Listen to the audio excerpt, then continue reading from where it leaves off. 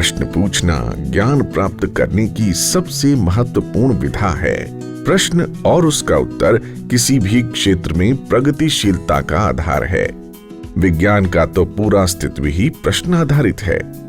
कल्पना कीजिए यदि न्यूटन के सिर पर गिरने वाले सेब के बारे में न्यूटन ने स्वयं से न पूछा होता कि ये सेब आखिर ऊपर से नीचे ही क्यों गिरा, तो क्या आज हम गुरुत्वाकर्षण को समझ पाते? शायद नहीं, क्योंकि प्रश्न न पूछने से तब ना तो न्यूटन में भीतर की जिज्ञासा जागी होती और ना ही वे समाधान के लिए उस प्रश्न का उत्तर खोजने में गुरुत्वाकर्षण की इतनी बड़ी खोज कर पाते। हमारी भारतीय ज्ञान पद्धति में प्राचीन काल से ही शास्त्रार्थ की परंपरा रही है, जो प्रश्न पूछने की इसी प्रणाली पर आधारित है। राष्ट्रीय शिक्षा नीति 2020 में विद्यार्थियों के लिए रटंत शिक्षा की जगह समझ, तार्किकता और रचनात्मकता पर जोर दिया गया है। वर्तमान शिक्षा पद्धति में विद्यार्थियों के मिनिमम लेवल ऑफ लर्निंग एवं पीसा जैसे अंतर्राष्ट्रीय मानकों का विशेष ध्यान रखते हुए स्कूलों में CCLE की गतिविधियां संचालित की जा रही हैं। बच्चों को खुद सीखने की ललक पैदा करने का ये एक बहुत सरल और आसान माध्यम होता है। और जो बच्चे क्विजिंग में इंटरेस्टेड होते हैं, बहुत बार ये कहा जाता है कि साहब ये तो ट्रिविया है, छोटी छोटी चीज़ें हैं, इसकी क्या आवश्यकता है। लेकिन इस बहाने वो दो चीज़ें सीखते हैं। एक तो एक हर चीज़ में क्यूरियोसिटी उनके अंदर पैदा होती है, दूसरा छोटी इन्फॉर्मेशन को दिमाग में स्टोर करने का एक स्किल पैदा होता है, जो कि आज के ज़माने में बहुत इम्पॉर्टेंट है, क्योंकि बहुत एक वाइड रेंजिंग अब हमारे जीवन हो गया है। तो कब कौन सी इन्फॉर्मेशन काम आ जाए ये हमें नहीं पता रहेगा। वर्तमान दौर में प्रश्नोत्तरी कौशल सिर्फ ज्ञान हासिल करने या संवाद का माध्यम ही नहीं, बल्कि प्रसिद्धि और पुरस्कार प्राप्त करने का जरिया भी बन चुका है। टेलीविजन पर प्रसारित होने वाले कौन बनेगा करोड़पति जैसे कार्यक्रम इसी तरह के प्रश्न मंच हैं, जो प्रतिभागियों को धनराशि के साथ ही शोहरत भी दिला रहे हैं। लेकिन यहाँ हम विद्यार्थियों के लिए प्रश्नोत्तरी गतिविधि के द्वारा रातों रात प्रसिद्धि पाने या धन अर्जित करने की बात नहीं कर रहे, बल्कि यहाँ हम बात कर रहे हैं विद्यार्थियों के भीतर प्रश्नोत्तरी कौशल के विकास करने की, प्रश्नोत्तरी के माध्यम से ज्ञान हासिल करने की, उन्हें रटंत शिक्षा की जगह उद्देश्यपरक शिक्षा से जोड़ने की, विद्यार्थियों को पारंपरिक शिक्षण पद्धति से इतर रोचक व व्यावहारिक शिक्षा देने के उद्देश्य से सतत एवं व्यापक अधिगम मूल्यांकन शिक्षण पद्धति के तहत माह के तीसरे शनिवार को प्रश्नोत्तरी कौशल से संबंधित गतिविधि संचालित की जाती है। ये गतिविधि विद्यार्थियों को सीखने में रुचि जगाती है, उनमें आवश्यक शोध का गुण विकसित करती है।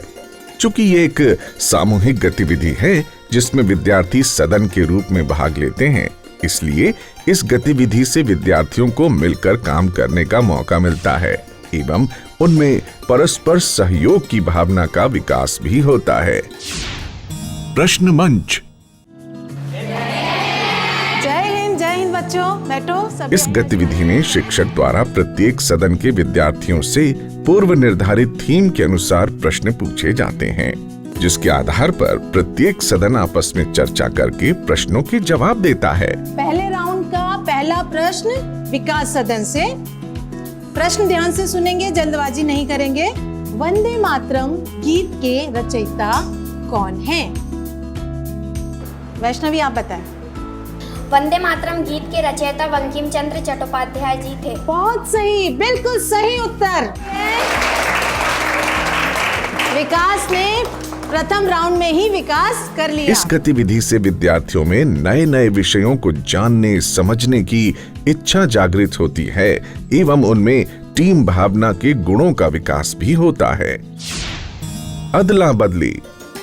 इस गतिविधि में विद्यार्थी समूहों में विभाजित होते हैं, जिसमें एक समूह प्रश्न करता है तो दूसरा समूह उसका उत्तर देता है। अब मैं आमंत्रित करती हूँ विकास सदन को कि यहाँ से आके कोई पर्ची उठाए। यही प्रक्रिया अन्य समूहों में भी दोहराई जाती है। इस गतिविधि के माध्यम से विद्यार्थियों के अंदर सहयोग की भावना, स्वस्थ प्रतिस्पर्धा, प्रश्न पूछने की कला, कलात्मक सोच और चिंतनशीलता जैसे कौशलों का विकास होता है। चित्र पहेली। पहेली सवाल करने की एक अनूठी गतिविधि है जो विद्यार्थी की तार्किक क्षमता को बढ़ाती है।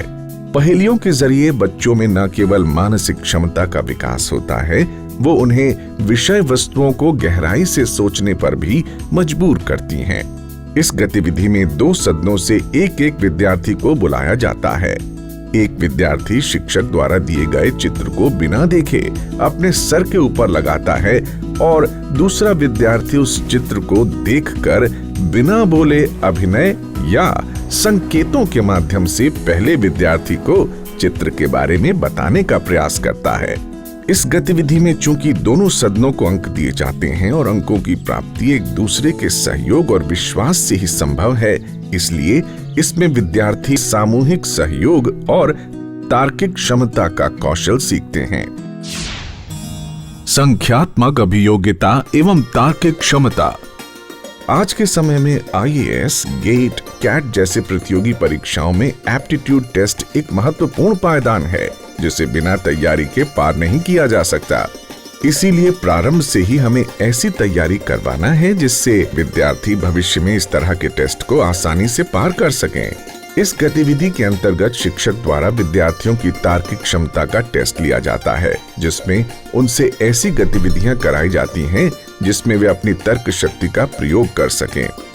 इस गतिविधि के अंतर्गत विद्यार्थियों से संख्या आधारित प्रश्न पूछे जाते हैं, जैसे संख्याओं में संबंध, संख्याओं का विस्तार, छोटी बड़ी संख्या आदि। इस गतिविधि से विद्यार्थी की तार्किक क्षमता बढ़ती है एवं उनकी गणित आधारित समझ का विकास होता है।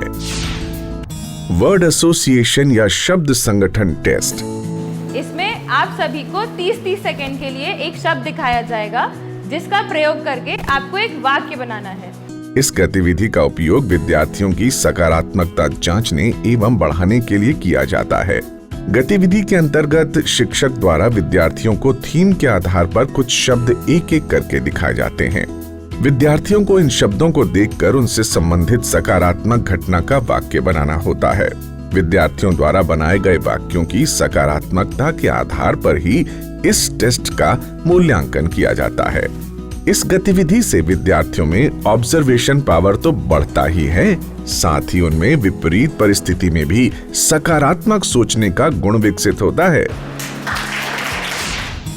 Thematic apperception test.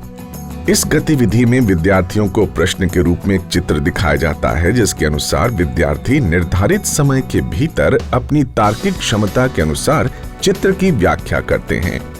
इसमें व्याख्या की सटीकता के आधार पर मूल्यांकन किया जाता है। इस गतिविधि से विद्यार्थियों में त्वरित निर्णय लेने की क्षमता का विकास होता है, टीम भावना का कौशल आता है, साथ ही विद्यार्थी का ऑब्जर्वेशन पावर भी बढ़ता है।